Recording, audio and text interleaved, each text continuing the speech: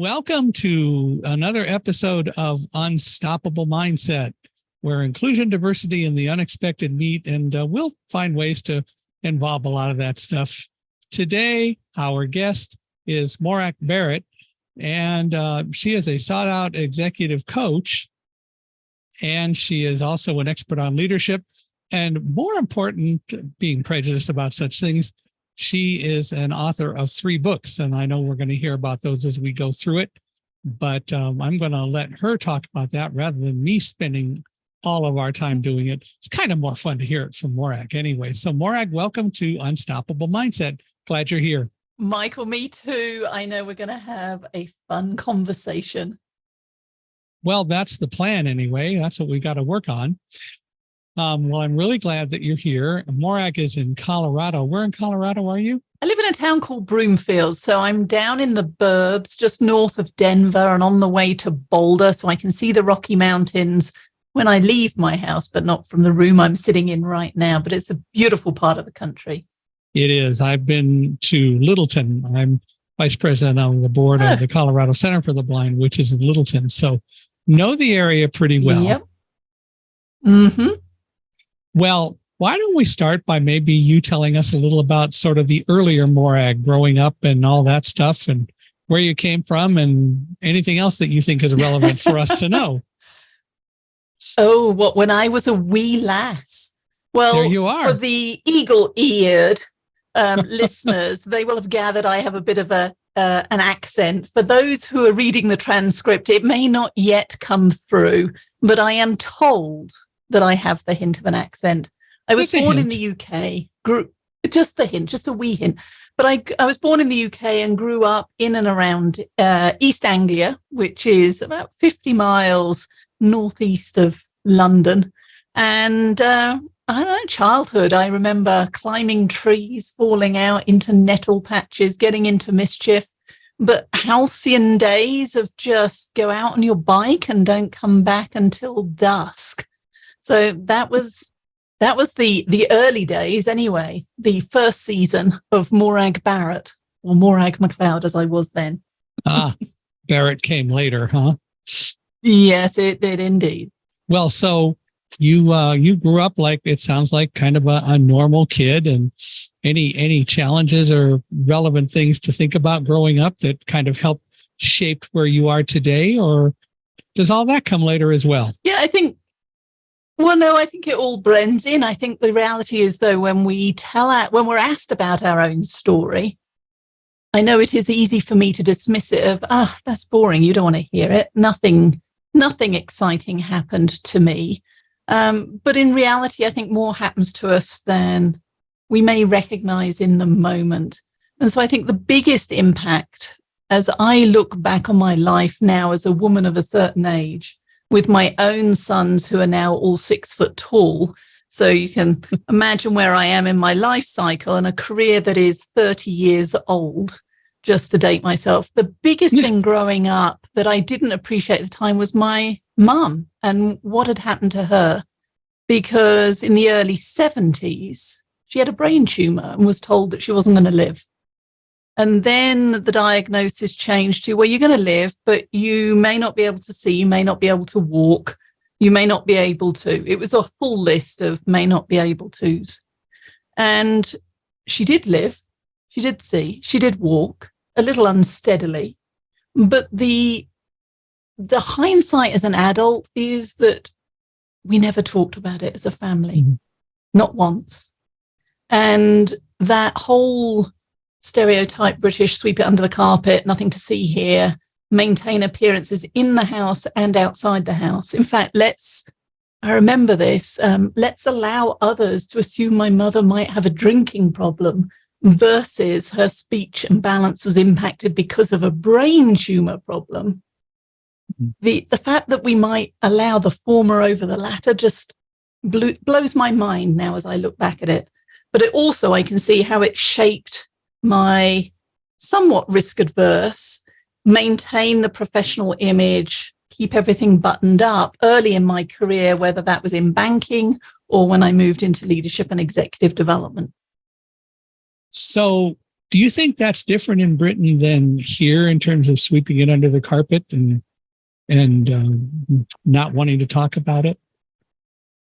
So it depends on what the it is. And I don't know that it's any different. I think the reality is we all have it's, things that we sweep under the carpet or don't acknowledge for fear of how others might react. Maybe even for fear of how I might react. I know it was very emotional when I started to process this about 10 years or so ago. My mum passed away 23 years ago from a brain tumor. But all of this, we have this inbuilt, we're conditioned, we're raised to don't rock the boat, fit into societal norms, don't be different, don't mention uncomfortable things because you'll make other people feel uncomfortable. And so that it varies whether you're in the US or in the UK, it varies from person to person. But what I've learned in the last decade is those fears of what others may think or how they may judge us are invariably inflated. And in some cases, in my case, imaginary. And I wish I'd just dealt with them sooner. Well, and I would say the other part about that is inflated or not, maybe people often do feel really uncomfortable. I know there are any number of people, even some who are blind, but any number of people who are uncomfortable and very fearful about blindness because they're afraid, well, I could become blind, or I know somebody who's blind and they don't do well. Whether it's blindness or any other thing, we have learned to fear the things we don't know a lot about. And that's so unfortunate that we don't learn that maybe we ought to look at things a different way. I couldn't agree more. I mean, it's that not seeking to understand the curiosity that keeps us all trapped or separate. Because should I lose my sight? How do I learn to adapt? The fact that I think we know by now that blindness is not contagious. It's not something you're going to catch by hanging out with and socializing with people who may have. And that goes with many of the challenges that people bring. I mean, Eric shares, my business partner in our book, You, Me, We, about his struggle with depression throughout his life and mental health. And he is now way more open with us as to when he needs assistance, when he's having a tough day or an up day. And as a result, we have grown stronger as a team because we understand. We may not experience his lived life, but we have a better perspective from which to ask and for us all to be better together. And I would change something that you said a little bit. I think curiosity is great if we would only but be curious. Yes. Rather than treating us as curiosities, whoever we are, be curious, be open. Yeah. And the other side of that is that, and I'll use me as a blind person, we need to be open and be prepared to be teachers. And it's easy for a lot of people to say, I just don't want to do that. I'm tired of doing that. But that's what we are and who we are. And we can shut down, which doesn't help, or we can choose to be open and answer questions and help people better understand, which hopefully will help people move on and not fear things so much. I think ultimately it's a two-way street. You can't do all of the education from your perspective. It'd be exhausting. It's just unmanageable. But so I have to step in and come closer to you in the same way as you have to then be willing to accept maybe my inelegant questions or my, this point, I didn't know better questions, but I will know after you've, responded and clarified for me a different approach or a different perspective. One of the things that I have the honor and pleasure of doing is I work with a company called Accessibility in Israel. And Accessibility makes products that help make the internet more accessible and more usable for a lot of different kinds of disabilities and persons with different disabilities. And I spent a week over there, my first time in Israel. We were there 2 weeks ago. And there were a lot of questions about dealing with disabilities. And not so much what to do and what not to do, but how do we approach different issues and so on. And ultimately, if I were to summarize the week, it is how great it was that people were willing to ask questions and even acknowledge that maybe they were making assumptions that weren't true. And we were able to work through a lot of that. And it was so wonderful to experience that and have the opportunity. And I knew going in that I was there in part to do that very thing. So I chose to, and I agree, we can't always be teachers, and we shouldn't necessarily try to go force ourselves into a teaching role. But when it comes along, we do need to recognize and deal with it. That's kind of more of what I'm thinking, is that that's the only way we're going to address the issue. Yeah, one conversation, one interaction at a time. Yeah. It's like how do you eat an elephant? One bite at a time. Well, I don't want to eat an elephant, but that's okay. But I hear you. It is one conversation, one interaction at a time. So yes. You went, you grew up, you rode a bike, you climbed trees and did all those things that people do, and probably spied on the neighbors and all that sort of stuff. Did you go to college in England, or what did you do? Actually, I chose not to. That was a pivot point for me. When I graduated high school, I actually chose to go straight into work. And originally I was going to be an engineer. I did applied mathematics, physics, and economics at high school. Good for you. In preparation for going. I was the only girl in the class, that sort of thing. Yeah. And the class was 5 people. I mean, it was tiny, but we would hang out, and I was going to be an engineer. I like puzzles. I used to do jigsaw puzzles upside down, Michael, with the image the wrong side, just because of the spatial awareness, which I don't know that I necessarily have carried forward. But in economics, there was a chapter on how banks create money. And I thought, this is fascinating. And I decided to go straight into banking. And I worked in the branch in the town I grew up. And I did my degree at night school, because I decided by the time I graduated, I would have the work experience and the degree, or I could go to university and have a fun time and an okay degree, but I would lose the work experience. And so that was the decision I made, and it worked out. And then subsequently, I went back to school and did a master's degree in HR and moved from numbers into the leadership and executive development, executive coaching that I do now. Why did you go back to school and get a degree in HR? So let me stop. You got a master's degree, but you never did get a bachelor's degree. Well, no, yes, I got the associate's degree in banking and finance. Yes, yeah. And again, at the time, I was not really paying attention to the difference between an associate's degree and a bachelor's degree. And to be honest, 35 years later, nobody asks anyway. There you go. Other than today, which is lovely. So why did I do that? Well, because I thought I was going to be on that career path of the numbers side of what makes for successful organizations. And certainly I can find my way around a cash flow forecast, analyze a balance sheet, profit loss, or I used to be able to, until the cows come home.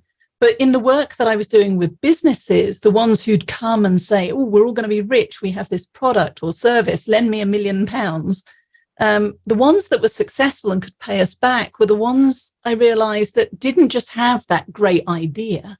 They also invested as much time and attention in how business gets done, the people side, whether that's the people working in the company, the vendor relationships, or the customer relationships.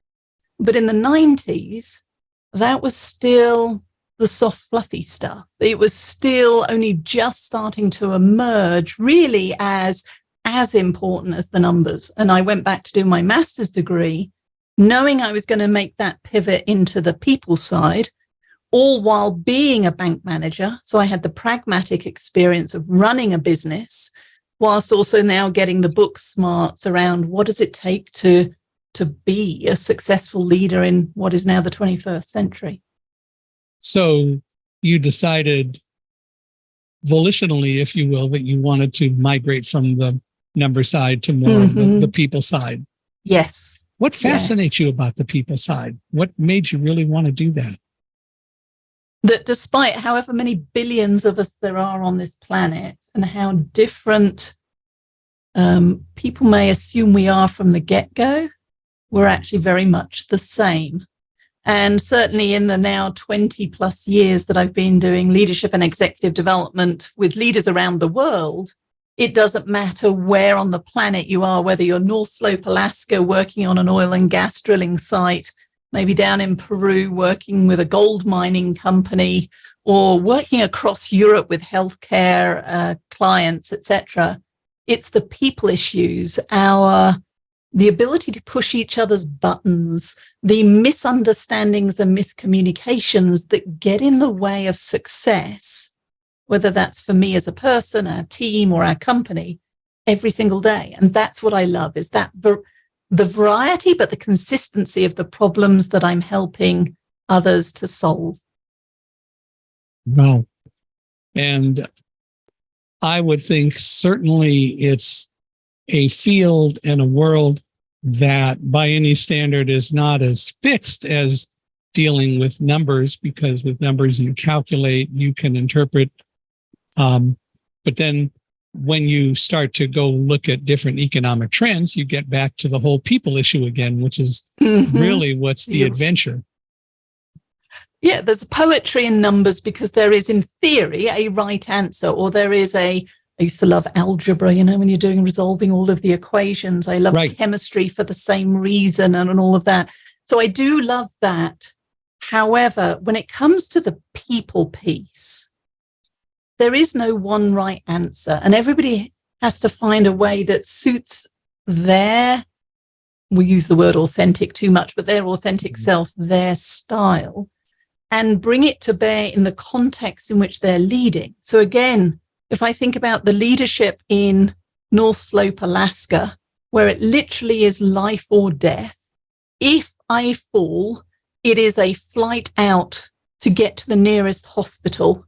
And of course, if the weather's closed in, it could be days, it could be weeks before that flight can happen. So there, it is very strict, 3 points of contact, 2 feet on the ground, 1 hand on the handrail, amongst other rules that are designed to keep not just me safe, but the people who would have to take care of me if I have an accident.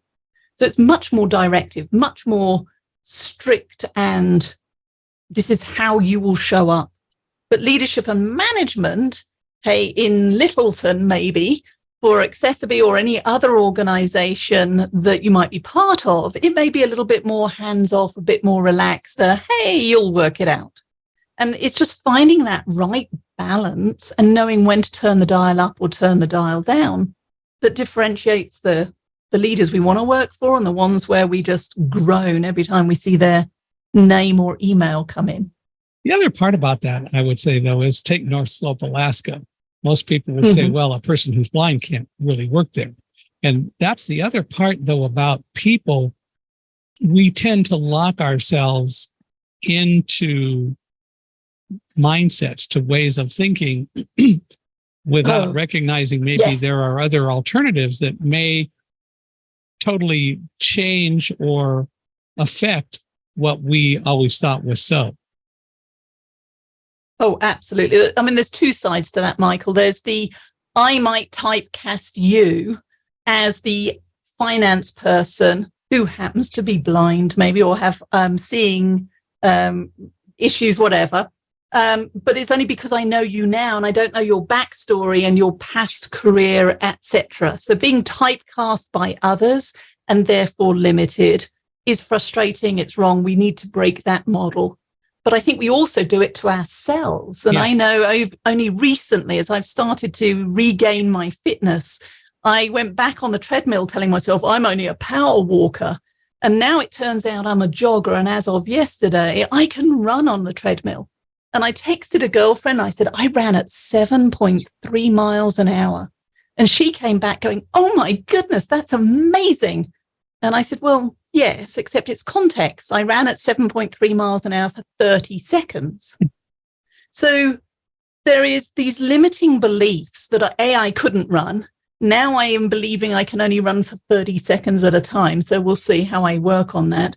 But then there are the beliefs that hold us back, that others, oh, you're no good with numbers, you can't be an engineer, or you can't because you're a woman, or you can't because you don't have full sight. And sometimes that's true, but more often it is it's not true. There's a workaround, there's an adaptation that we can do that gives everybody an opportunity to thrive and flourish.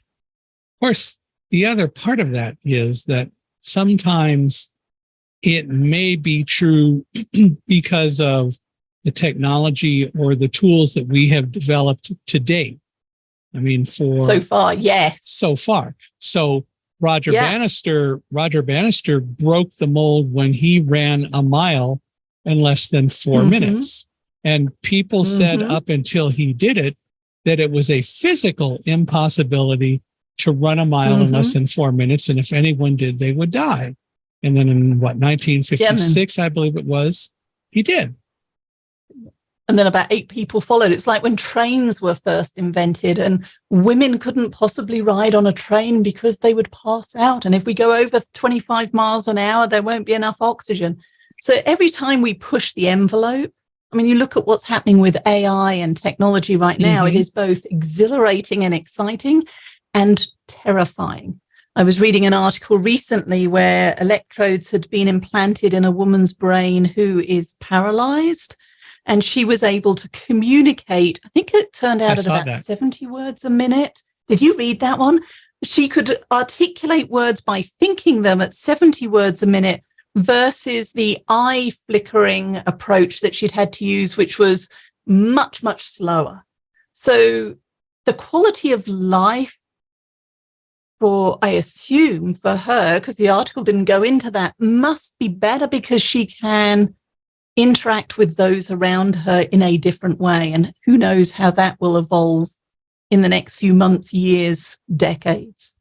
If I recall, it's the first time that her husband heard her voice, and it was her voice, which was the other part about it, in 18 years. And I actually saw a news report, so I did hear her speak and hear her complete sentences. And of course, 20 years ago, 10 years ago, maybe even 5 years ago, we wouldn't have been able to see that happen. So there's no doubt that technology brings a lot to bear to make improvements. I mean, I love to talk about Thomas Edison inventing the electric light bulb in 1878, right? So what was the electric light bulb? As I use it in terms of the Americans with Disabilities Act, it's a reasonable accommodation for light-dependent people who need to be able to see in the dark. But now, some 145 years later, what we have is technology that makes light on demand available basically whenever we want. Now, it doesn't mean, although people would deny it, it doesn't mean that the disability of light dependence isn't still there, because we can still have situations where there's a power failure and suddenly you lose light until you go find a smartphone or a flashlight or a candle to bring light. Remember those. Or the oil lamp. Or the oil lamp, right. But the reality is that it still is something that's there. So I love to point out that everyone has some sort of disability, and we need to recognize that and stop limiting some just because what they need is different than what we need. Yes. But we make assumptions, and it's unfortunate that we do so often. It is something that we need to deal with and grow beyond. And how do we do that? It's so difficult and frustrating because so many people don't seem to want to change from whatever their particular belief system is. They've never learned to really think about, maybe we need to grow and look at things in a different way. How do we change that? Well, it goes back to what we said earlier on, one conversation and one interaction at a time. And I think it's easy to find the naysayers and the blockers. I mean, just this week, a friend of mine shared there was an event here in Colorado, and a whole group of people turned up with the opposing view T-shirt and stood up and disrupted the whole event. And it's just, we're going to find those people. They're easy to find. They're right. You just step out your front door. However, there are also the hidden gems and the people who are ready and willing to listen and do different. And let's start there. Yeah. But also, I wish for many of these conversations that we could move more quickly from conversation to action and start getting that momentum. One of my favorite things to talk about in speeches that I give, and you may know I'm a keynote speaker in addition to doing this, and I love to travel and speak, and a lot of people want to hear my September 11th story, but I also do a talk called Moving from Diversity to Inclusion. And I titled it that because when we talk about diversity and ask people to define it, what invariably they talk about is, well, diversity means something to do with race or sexual orientation or gender. They never talk about disabilities. And so some of us take the position, well, all right, so diversity has left out disabilities, but if you're going to talk about being inclusive and you say, but we include people with different races, but you don't include disabilities, so you're not inclusive. You can't have it both ways. But one of the things that I love to do when I'm giving those talks is to start out, and I'm going to ask you, tell me what you think a blind person can't do.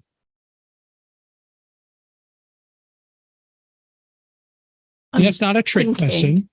It's not a trick question. Well, no, it's not a trick question. Because I thought, well, okay, maybe not a brain surgeon, but then again, with robotics, who knows? You can program it and listen to it being. There actually is somebody one. Who's blind. But there you go. But that wouldn't be the number one answer that you get. Oh, tell me a job that you can't do. Oh, that cannot do. Like on Family Fortunes or whatever, where you have to pick of our survey, 100 people said. Yeah. I don't know. Tell me, Michael, then. So what do they go to? Because I'm still of the, well, drive a car. Most things. Well, you can do that now because most cars can drive themselves. Well, but that's different than driving a car. That's an autonomous vehicle, so that's true for everyone. But the reality is that there is a video of a blind person driving a car with technology that was put on the car to transmit to him the information of whatever is in front of him and around him or her, so that literally a blind person can learn to drive a car literally like you do. There's a video. You can go to a website. It's www.blinddriverchallenge.org. And you can actually see a gentleman driving a car around the Daytona Speedway right before the 2011 Rolex 24 race in January of 2011. And again, the issue was that the technology was there. So it's not ready for prime time. But the point is that people make assumptions. And I love to ask that question because invariably the first answer, and if not the first, it's going to be one of the first few, but typically the first answer is can't drive a car. And then you go to all sorts of other things from there. And the fact of the matter is that nowadays technology has advanced to the point where there is a way to do some of those things that we didn't think we could do before. And you talked about it with the woman who had the brain implant that allows her to speak, which is pretty cool. Yes, it is indeed. So, we really need to find ways to deal with getting over our limiting thoughts. And we do limit ourselves all too often. And I think we're taught to do that. And it's too unfortunate that that's the case. Yeah, I have a section in my first book, Cultivate, where I talk about the trash talk roller coaster, which I think is symptomatic of this self-limiting belief. And I know I still ride what I call the trash talk roller coaster regularly. And it starts like this. This is awesome. And then something will happen to the project or the job or the relationship or the something that kind of moves it off the rails a bit, at which point we go to, oh, this is harder than I thought. And then we get to if it keeps on that route, oh, this sucks. And then very quickly it goes from this sucks to I suck. I must suck because why can't I do this? Why can't I get this person to whatever? Why can't I get this project back on track? And then maybe the hopeful is that you come around the other side to, well, it's not as bad as I thought it was. And in fact, this is okay, to back to this is awesome. And for me, it's the catching myself in oh, this is harder. Oh, God, this sucks. And trying to break my preconditioned patterns before it gets to the I suck, to differentiate the two, to differentiate from the system that might be sucky or the Yes, it's because I'm new. I'm the beginner. I haven't learned how to do it yet, as opposed to I will never learn to do it. And it may very well be that your gift set is such that whatever it might be, isn't something that you specifically might do well, but you might be the person who can find someone who can help you do it well, which gets back to creating a team. Yes, definitely. Better together. Again, why keep going after it if it's not something you enjoy doing? It's not something you aspire to. You've put in a few of the 10,000 hours and you know you're not going to really be ready and willing to invest the time to get further, then delegate, subcontract it out, find somebody else. I love that suggestion. So you went off and you got your master's degree. And what was the degree in? Human resource management. In human resource management. So, yeah. And you did that in England? Mm-hmm. Yes, I did. And that was also coincide with the birth of my twins and moving into leadership development properly within the bank. And within a couple of years of that, actually leaving the bank, the safety of what would have been a career for life if I had continued on the path of head down, work hard, and it will be okay, and taking a risk and joining an American company that ultimately ended up bringing us to Colorado. And there I went from a very UK, England-centric career and life experience to now working with leaders around the world and living in a foreign country with a very similar but different language. And it was the first of the baby steps that really accelerated my transformation. Well, talking about human resource management with twins, there's good human resource management there too. Yes, a lot of refereeing and so on. There's actually been 3 of them now because we had another one as well, all boys. So the usual wrestling and hijinks that goes on. Yeah. And how old are all of them today? 25 and 21. So independent young men now who are off making their own paths and their own decisions. And mom has to be smarter about human resource management to get them to do things that she might want them to do because they've learned to think for themselves, I bet. Oh, it's smarter in that I have to do it myself now, Michael, or outsource it. So no, as an empty nester, I'm on my own. It's down to me. If I want it to happen, I'd better get the YouTube video out and work it out. You can't outsource it to them, huh? Or at least not as easily. No, not as easily. And to be honest, they can learn their own journey. Yeah, but I'll bet they still love mom, I bet. I hope so. You'd have to ask them. I'm going to go with yes. Okay. Ultimately, yes. We'll buy that. Yeah. Yeah. So you moved. So why did you leave the bank and join a different company? Because I saw an opportunity to learn, and it goes back, it's curiosity, to see what might happen if. And I knew I wanted to be in leadership development. And if I stayed in the bank, it was always waiting for the next opportunity and time will get you there. But when you choose to take control of your own career and make those deliberate choices to move, you can accelerate that transition. And so the opportunity to learn and work globally, even that decision to move to the States was a big one. My mum had just passed away. We'd moved house to be closer to family because family is important. And now we were being asked to move 5,000 miles away to a different country. And we thought about it long and hard. We talked with the family and we decided it was an adventure that was too good to miss. And even if it only lasted a couple of years, we should do that. In the end, it's now lasted, where are we at? 23 years. 2005 we came. So, you know, it's lasted a lifetime. And I think this is now our home of choice. Yeah. Well, yeah, time flies when you're having fun. Hard to beat Colorado. Now, yes, it is. Is there a husband in the picture? Yes, there is. and so he moved as well without too much muss or fuss, or?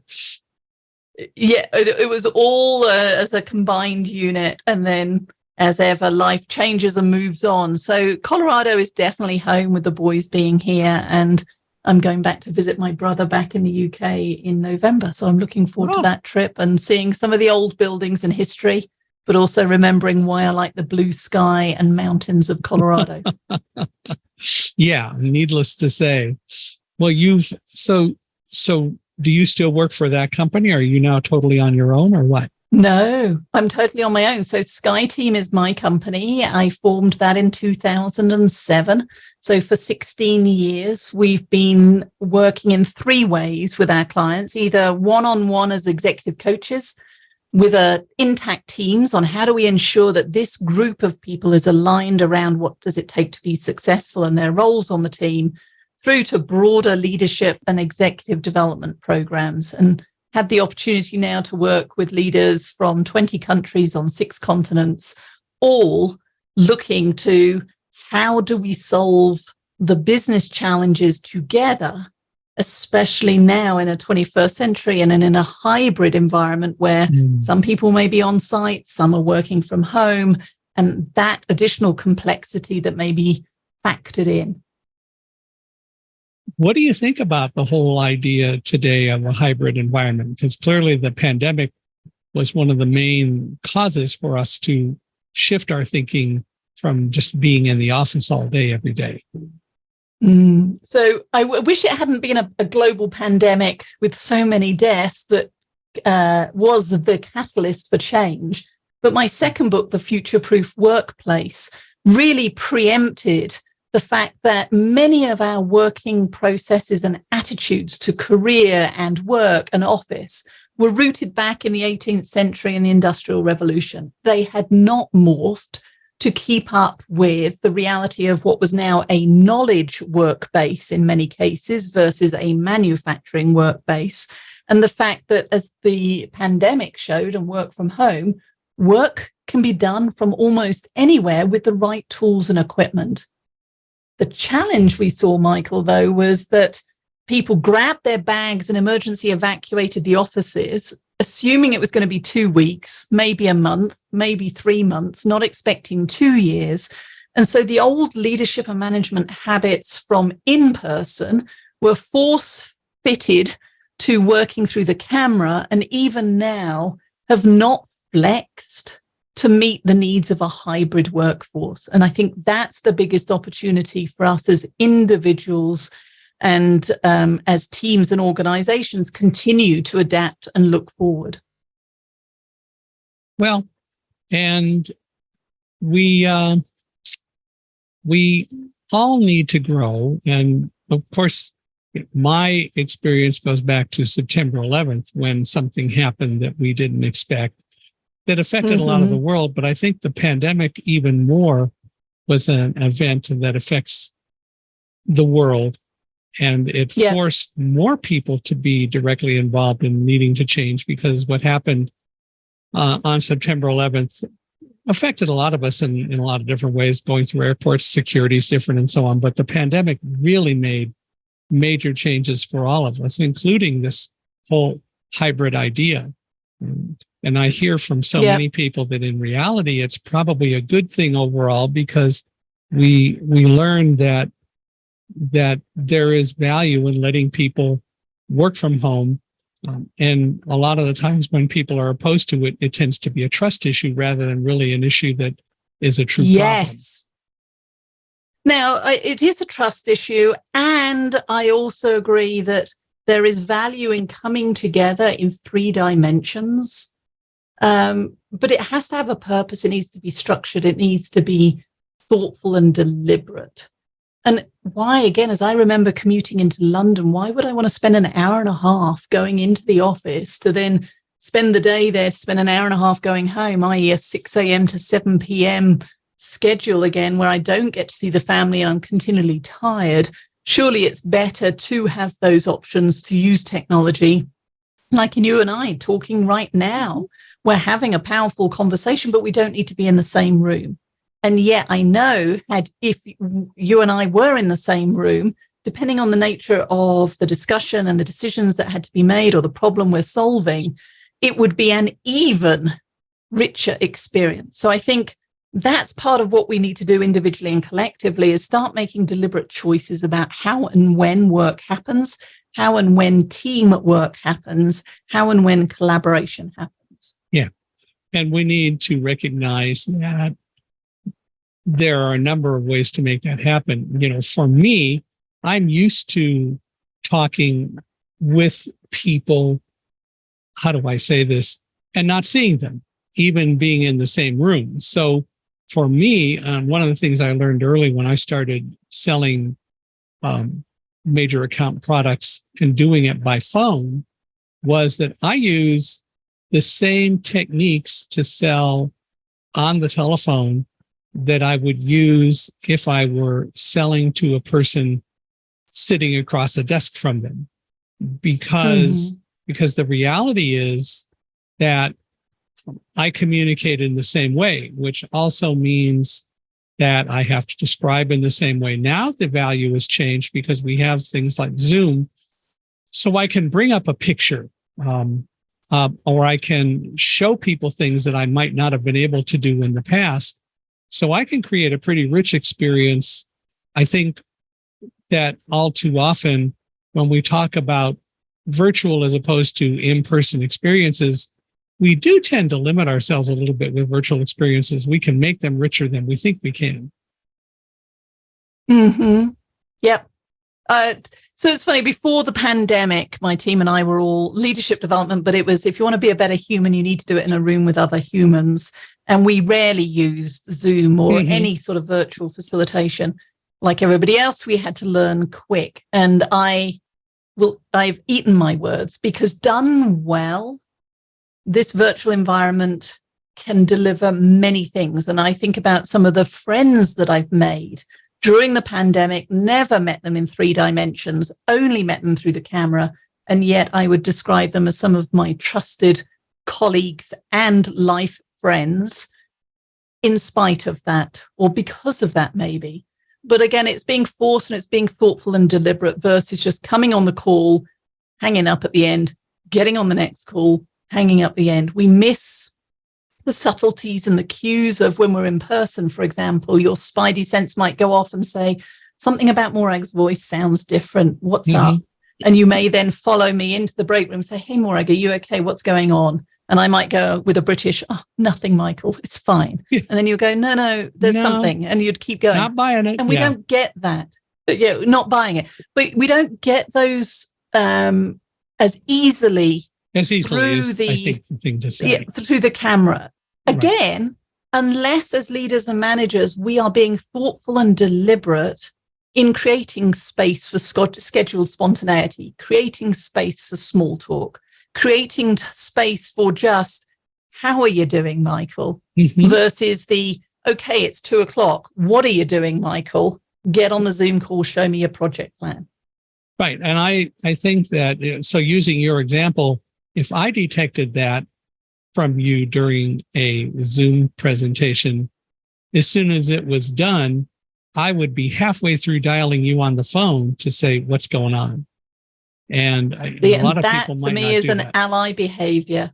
Yeah. That's what being a friend at work is I may be imagining it, but are you okay? And I'm just checking in. And the more we do that, the more we build trust. The more we build trust, the more I'm going to be willing to ask for and offer help, or give you the tough feedback you need to hear.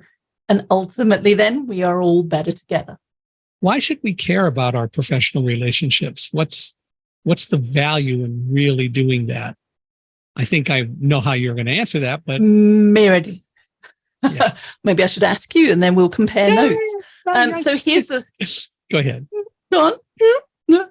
All right. So why should we care? Because all of the research shows that it has a direct impact on our happiness, our health, and our success, whether that's measured in productivity by the corporate overlords or in terms of success for our own career aspirations. Everything that we do is impacted by the health and quality of the relationships that we build, whether it's on our team, across the industry, and so on. It matters. And to me, it goes back to trust.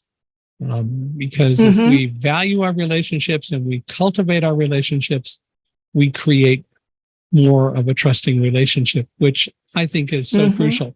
That's why I love talking about dogs. Dogs don't trust unconditionally. They love unconditionally, but they don't trust unconditionally. But what dogs do is be open to trust, which is where we tend not to. And so I very much value the relationship I have with my guide dogs. And I know that in reality, the trust is truly earned on both sides when we do it. But it is all about making that trusting relationship happen. And also it's the how you both respond to each other when the inevitable mistakes will happen. Yep. And how do you come back from that? And I've seen too many leaders who will either say, well, Michael, welcome to my team, and subtext is 2 years, prove that you're worthy of my trust. Well, at the pace of change right now, 2 years, you don't have 2 years. You have 6 months at best, maybe 3. So why don't we talk through what does success look like? What are my hot buttons? What do you need from me? What do I expect from you? And then we can accelerate that whole process. As a sales leader, whenever I hired people, I've talked about it before on this podcast, one of the first discussions I have with people is, I'm not here to boss you around. I hired you because I believe you can sell, but I have gifts. You have gifts. What I need to do as your leader is to work with you to find out how I can add value to what you do to make you more successful. And the people who get that were the people who didn't last long. Yeah. But it's so true. I think any good leader needs to see how they can add value to the work and the work ethic and the work experience of the people who work for them, and how they can enhance those people. And that's what it's really about. That's not easy to do for a lot of people, but it's what we really need to do. Well, the challenge is we get promoted for doing something. I mean, I think about banking, and you get promoted for processing your in-tray really well. Well, now I've got this unconscious bias maybe that success is equivalent to how many widgets I make, I Morag. But once you start moving through the organization, to your point, it's not about how many widgets can I make, it's how many widgets can I inspire and engage the team to make. It's getting results through others. And if we aren't amongst all of the other changes and transitions, if we aren't aware of it, then we become that micromanager that's trying to control instead of somebody who coaches, feedback, delegation. And that's where we start to stifle ourselves and others. And then maybe coming back full circle, it triggers those limiting beliefs of, well, maybe I'm not a good boss or a leader because look, my team isn't delivering. And we get into that trash talk cycle again, all for the sake of a little perspective and unlearning the habits that made us successful at this leadership level and relearning or learning the new habits in a different way that will help us in that new environment or new context. What are the biggest mistakes, or what are the common mistakes that people make in nurturing their professional relationships? So I'm going to go with, it's a dichotomy. One is assuming that it's going to take a lot of time. And the reality is not necessarily. So if I ask listeners now to think about a best boss, best colleague, somebody you'd jump at the chance to work with again, and what makes them special. So Michael, for you, who comes to mind? Somebody you would love to work with again if you had the opportunity? Sure. And there are a few. One is a guy I've talked about here on the podcast before, Kevin, who I hired and who really got the whole sales presentation, the whole sales pitch that I gave about how we add value. And I have some wonderful stories about that, but I think we all have that. And, I thought about my comment that I made earlier about trust. I think more of us want to have trusting relationships than have them, but we've not learned, or we've forgotten how to develop those relationships. Yeah. Well, we talk about it in You, Me, We. We talk about the fact that if you want trust, if you want more relationships, strong, powerful relationships in your network, then you have to go first and show up as that person for others and for you. So if I close the loop on this and it not taking long, everybody's now thinking about their equivalent of Kevin. So my challenge, my double dog dare challenge to everybody is, to the extent you can, send your Kevin your best boss or colleague a message after this podcast that says, hey, I was listening to Michael and they asked about best colleagues and I thought of you and here's why. And in that nanosecond, whether it's a LinkedIn message, an email, a text, a message to the universe, you have made a deposit into that relationship bank account and it took you 2 minutes, less than that. That's how easy it is, but we think it's going to be complicated.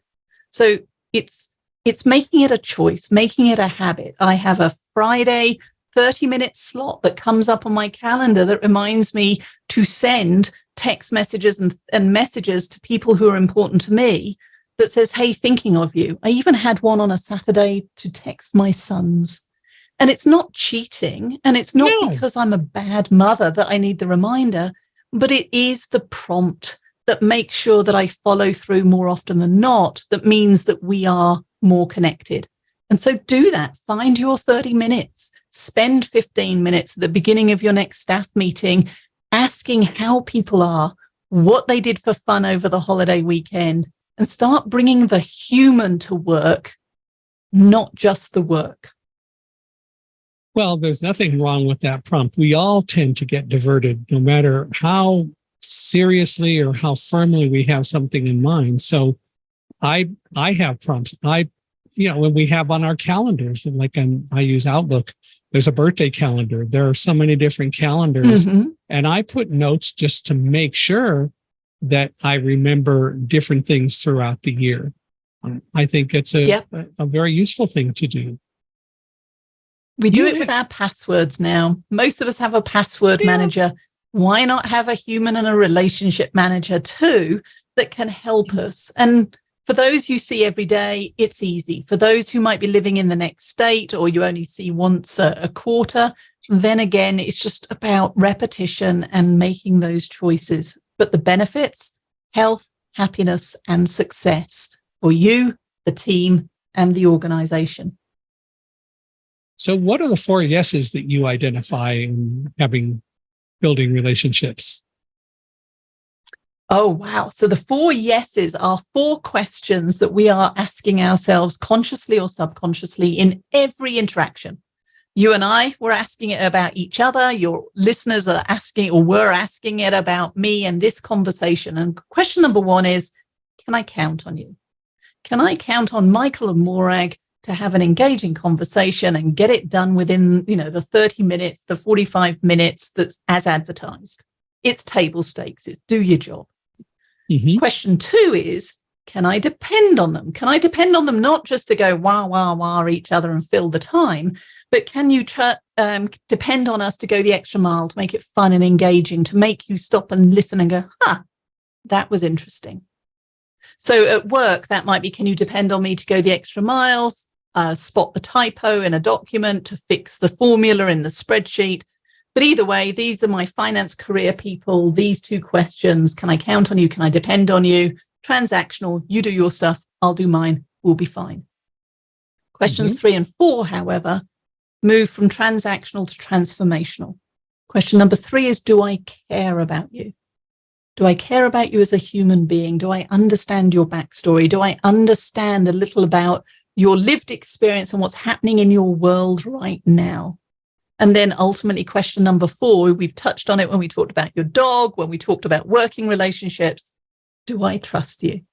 And if we don't get to a heck yes on all 4 of these, if we don't make the implicit explicit on those, then you're never going to get to what I call an ally relationship, your friend at work, the person who has your back, or the person that you can go to in the time of need. And we don't emphasize that nearly as much as we should in our world, with all the things going on in our world today, all the sound bites on the news and all the different political things and everything else. We don't get to that, which is so unfortunate. It is. And then we wonder why people don't want to stay the extra hour to help you out of a pickle. That when you find yourself on the job market looking for the next opportunity, people aren't returning your calls. So the time to invest in your relationships is now, before you need other people.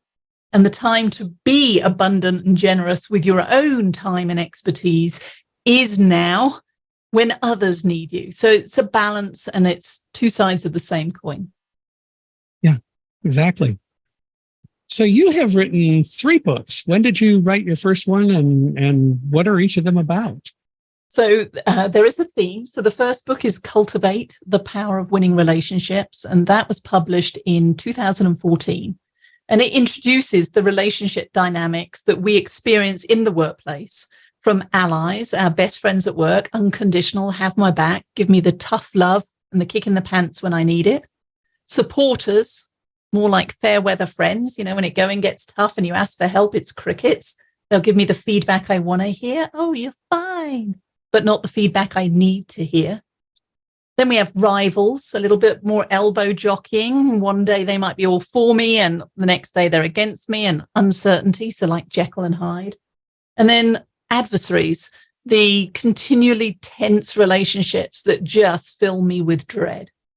And so Cultivate introduced that ecosystem and was very powerful, and still is, in helping to transform team and organizational cultures. But we were consistently asked, yeah, but how do I show up as an ally? What does that mean? And that was the genesis. I was just pointing, Michael, to the third book. On behind me is a picture of the cover, which is called You, Me, We, Why We All Need a Friend at Work and How to Show Up as One, which is, how do we show up as an ally for others, but also for ourselves, and not become a doormat? And that was published last year. And in between the two, I have a book called The Future-Proof Workplace, which I mentioned earlier in our conversation. Right. So do you think everyone should have allies? You should have at least one. Otherwise, oh my goodness, what a lonely place the world will be, especially the world of work. Yeah. So it's not like Facebook. This is not about converting every relationship. It's quality, not quantity. But yes, having at least one person on your team or in your organization that you can go to when you are having a good day and celebrate your wins, but also go to and say, oh my goodness, I just messed up that podcast interview with Michael. And they'll listen, but then they'll coach me through it. Or they'll perhaps come to me and say, hey, I listened to that conversation with Michael, and here's what you did well, and here's what you could do differently next time. That's the power of an ally. They help us to be better and reduce the fear of failure. And they do it out of love. They don't do it out of spite, and they do it because they truly want to be supportive. And they trust that you're going to accept that they're doing it for the right reasons. Indeed. So doing it out of love, which again, in an HR appropriate way in the workplace. And it may mean that we are best friends at work for this project, but when I leave, if I move back to the UK, we may lose touch, and that's fine. It isn't necessarily that we are going to be best buddies forever, or that I need to take you home to meet my mother and we're going to hang out after work. But definitely when we talk about psychological safety, building a high trust team, then having an ally mindset and ally behaviors that mean we are working together and not against each other, that is the secret to success. What's one thing that anyone can do to become a better ally? Well, the first thing I'm going to suggest is to complete our ally mindset profile, because then you'll get your personal insights as to the 5 practices and where you might want to invest some care and attention. So you can do that at SkyeTeam, SKYE, team.cloud/YouMeWe, and or buy the book. And that's the first thing. And there is that. But in the book, we talk about the first step in becoming an ally is to look up, to assess the relationship health around you. So simply by asking, how do I want others to feel in my presence? How do I feel in my presence? And the answer to that question will help to inform how you may need to show up and what behaviors you may need to step up and do differently in order to shift your leadership influence and reputation. And I think one of the important things about how to become a better ally is to also start by deciding that you want to be. Yes. Now, if you want to be seen as the brilliant jerk at work, the pain, the misunderstood genius, fine, go wild. Thankfully, there aren't many people. Most of us are getting up because we want to do a good job, to feel like our voice and our opinion matters, and to feel like we belong. We started in the green room earlier talking about diversity and inclusion. Those are the three things. And having and being an ally and having an ally mindset, being an ally means that maybe that feeling of belonging is just between you and I to start with. But then it's you and I and two others. And then it's the four of us and another team. And before you know it, you've got a culture within your organization that truly does tap into the talents of everybody. And that's what you really want, is to build that kind of a real close team. Yes. Well, this has been fun.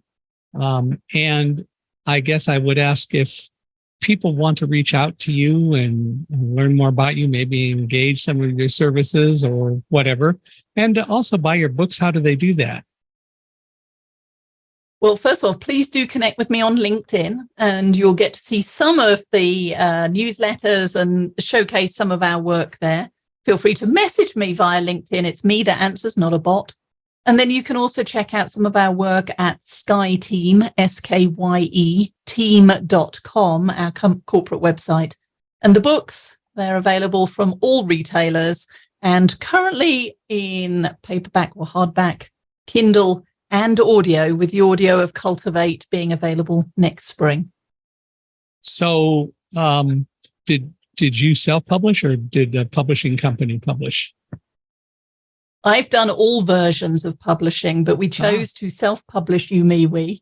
It gave us more creative license over what we wanted to do. And the three of us, my best friends at work, Eric Spencer and Ruby Vesely, not only did we write the book together, but we also recorded the audio book together. So now that you've heard the accent, if you wish to continue that theme, then you'll hear more of it on the audio version of You, Me, We. Well, there you go. I will have to work on that. But I really very much Thank you. Not work on the accent, work on getting the book. Oh yeah, I understood. But I really have enjoyed this. Well, what's your name on LinkedIn? How do people find you on LinkedIn? Morag, Morag. It's a Scottish name, means great. So Morag Barrett, Barrett, and you'll see my picture there and find me. There you go. So I hope people will do that. I hope people will reach out. I hope people will buy the books. I think you gave us information about a free book offer. I did, yes. So I think we have a code for you, don't we? That I think will there is allow one, people right, to download an audio book. So I'll leave that with Michael to put into the show notes. But we have a number of copies available for the first come, first served folks who choose to sign up. So please do, and you can get a free copy. In fact, now I'm rereading my notes. If they message me through LinkedIn, so we'll redo that. If you message me through LinkedIn saying that you heard our conversation, then and let me know whether you would like an audio version or an ebook version. I have 25 copies of each available to those first up to 50 folks who message me that I will happily share. Well, that is so cool, and I appreciate you doing that, and I hope people will take advantage of that. And thank you. You hear lots of things from people. Well, Morag, thank you very much for being here, and I want to thank you for listening to us today. We appreciate it. And for all of you, including Morag, if you know of anyone else who ought to be a guest on Unstoppable Mindset, please let me know. You can reach me in a number of different ways.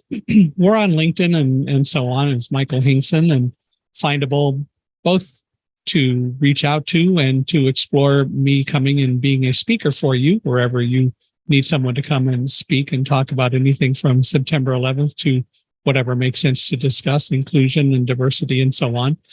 But also, we'd love to hear your thoughts. You can email me, Michael Hingson. You can email Michael H.I.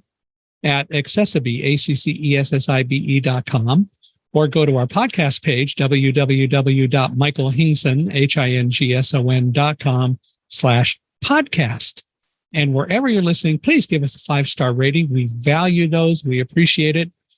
But most of all, I really want to get your thoughts, your comments. We really want to hear, and I know Morag will agree that we want to hear whatever you think and whatever you have to say about us today. So reach out to any of us and we'll all make sure that everyone gets the message. So thank you for doing that and giving us a 5-star rating, as I said, and just thank you for being here with us. And then you'll be back with us again next week. And Morag, I want to thank you one last time for being here with us as well. Thank you, Michael. Enjoyed every minute of it.